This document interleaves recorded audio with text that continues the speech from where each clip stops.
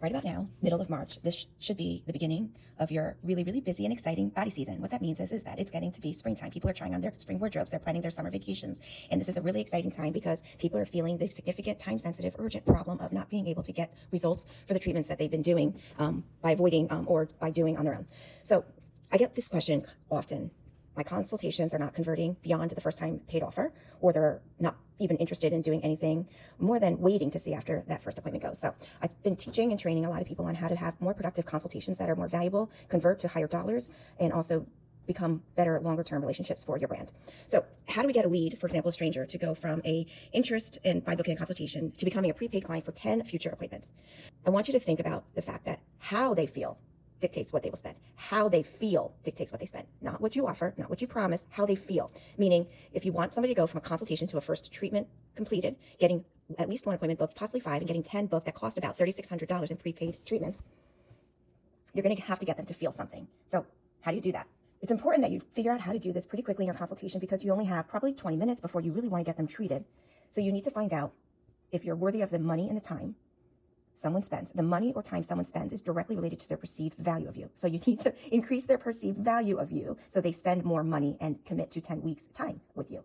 So one of the things I tell my coaching clients is it's not that you don't have value. It's not that you did something wrong. It's not that you have the wrong sales approach. Quite honestly, it's just that you haven't given them a better perception of you and your brand and your resources that align with their problem. Okay, so how do you do that? Well, first, you need to help them understand and acknowledge. So what that means is you can't tell them. You need to ask questions so that way they understand, that they share and demonstrate that they acknowledge. This is probably the first time that they've ever spent so much time thinking about their extra skin elasticity hanging over their belt. This is probably the first time somebody's actually asked them to think about how this resonates in their self-confidence and in their life, or wasting time trying to fit different pants on. So sit with them, make space for their problems, understand them. You need to ask them questions so that way their feelings related to the concerns that your solution addresses are revealed.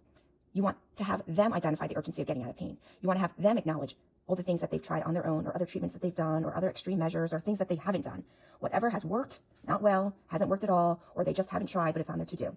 You want them to reveal these to you.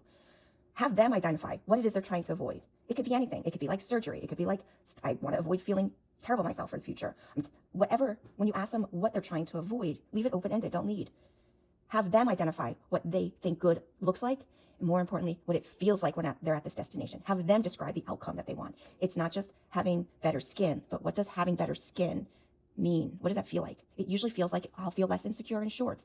I will feel less, frustrated hiding behind my kids in photos. Whatever that feels like when they get to the outcome, that's what you want to understand, because that is your metrics of success.